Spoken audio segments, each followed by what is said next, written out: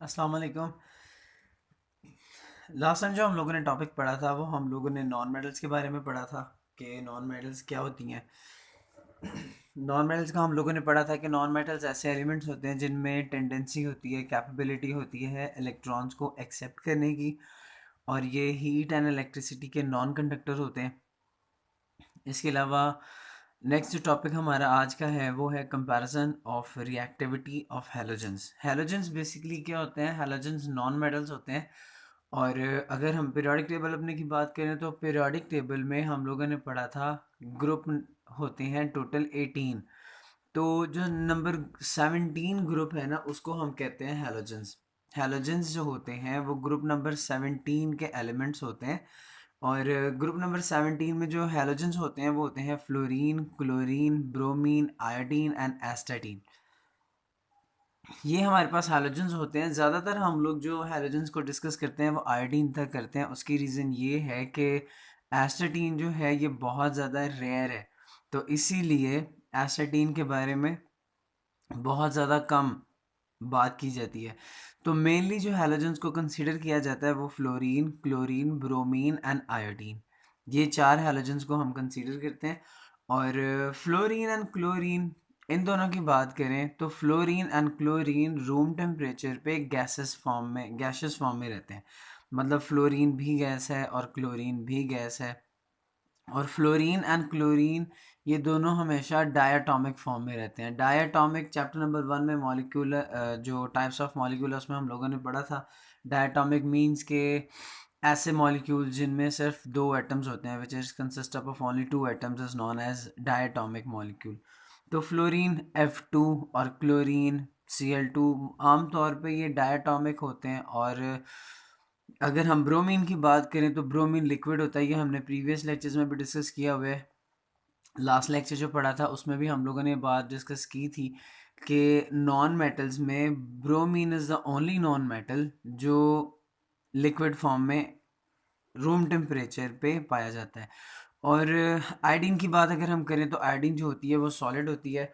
और when we move from top to bottom in a group, atomic size ज़्यादा होता है, एटॉमिक साइज इंक्रीज करता है। तो due to increase in atomic size जो पोलैरिटी होती है वो ज़्यादा होती है एटम्स की, और एटम्स में फोर्स ऑफ अट्रैक्शन ज़्यादा होती है।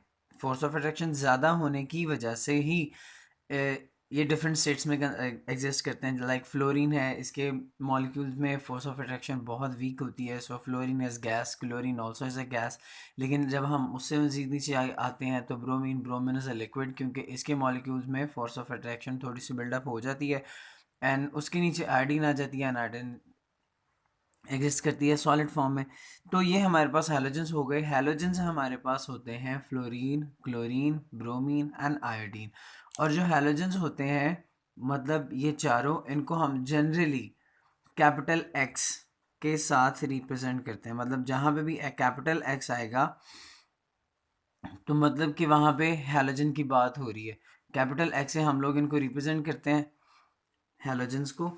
और अगर हम इनकी प्रॉपर्टीज़ के बारे में डिस्कस करें तो फ्लोरीन एंड क्लोरीन दोनों गैसेस होते हैं, इनकी इलेक्ट्रोनेगेटिविटी बहुत ज़्यादा होती है। बेसिकली हैलोजेंस वर्ड जो है ना, इनको हम हैलोजेंस क्यों कहते हैं? क्योंकि हैलोजेंस वर्ड जो है ना इसका मतलब होता है सॉल्ट फॉर्मिंग, मतलब सॉल्ट बनाने वाले। और ये हैलोजेंस होते हैं fluorine, chlorine, bromine and iodine, जब ये मेटल्स के साथ रिएक्शन करते हैं तो ये सॉल्ट्स बनाते हैं, इसीलिए इनको हम हैलोजेंस भी बोलते हैं। अगर हम इनकी प्रॉपर्टीज़ की बात करें तो they are highly electronegative. Electron इनमें कैपेबिलिटी होती है गेन करने की। और क्लोरीन जो है वो ग्रीनिश येलो कलर की होती है, ब्रोमीन रेडिश ब्राउन, और आयोडीन पर्पल ब्लैक कलर की होती है। अगर हम बात करें इनकी वैलेंस शेल इलेक्ट्रॉनिक कन्फिग्रेशन की, तो वैलेंस शेल इलेक्ट्रॉनिक कन्फिग्रेशन इनकी होती है जनरली NS2 NP5। अब what does it mean? N क्या है यहाँ पे? जैसे हम फ्लोरीन की बात करें तो फ्लोरीन की इलेक्ट्रॉनिक कन्फिग्रेशन होती है 1s2 2s2 2p5। टोटल इसमें 9 इलेक्ट्रॉन्स होते हैं। क्लोरीन है, इसमें टोटल 17 इलेक्ट्रॉन्स होते हैं। तो ये वाला हमारा लास्ट शेल होता है, ये ये लास्ट शेल्स हैं। और इनकी अगर हम बात करें, फ्लोरीन है, फ्लोरीन का 2s2 2p5। Chlorine period number 3 में होता है, तो 3s2, इसकी last shell electronic configuration 3s2 3p5। Bromine fourth में होता है, सो 4s2 4p5। Iodine fifth period में होता है, तो इसकी valence shell electronic configuration 5s2 5p5। मतलब ओवरऑल मिला के ns2 np5 इनकी सबकी जनरल इलेक्ट्रॉनिक कन्फिग्रेशन, मतलब n की जगह पे 2 भी हो सकता है, n की जगह पे 3 भी हो सकता है, n की जगह पे 4 और n की जगह पे 5 भी हो सकता है। और इनमें अब देखें 5 and 2 7, 5 and 2 7, 5 and 2 7, 5 and 2 7। तो मतलब जो हैलोजेंस होते हैं इनके वैलेंस शेल में टोटल 7 इलेक्ट्रॉन्स प्रेजेंट होते हैं और अपना ऑक्टेट कंप्लीट करने के लिए इनको सिर्फ एक इलेक्ट्रॉन की ज़रूरत होती है। So that is why they have the capability to gain only one electron. इसके अलावा नेक्स्ट हमारे पास केमिकल प्रॉपर्टीज़ हैं, यानी chemical reactions. Halogens chemical reactions किस तरह करते हैं वो इंशाल्लाह हम लेक्चर में डिस्कस करेंगे। तब तक के लिए अल्लाह हाफ़िज़।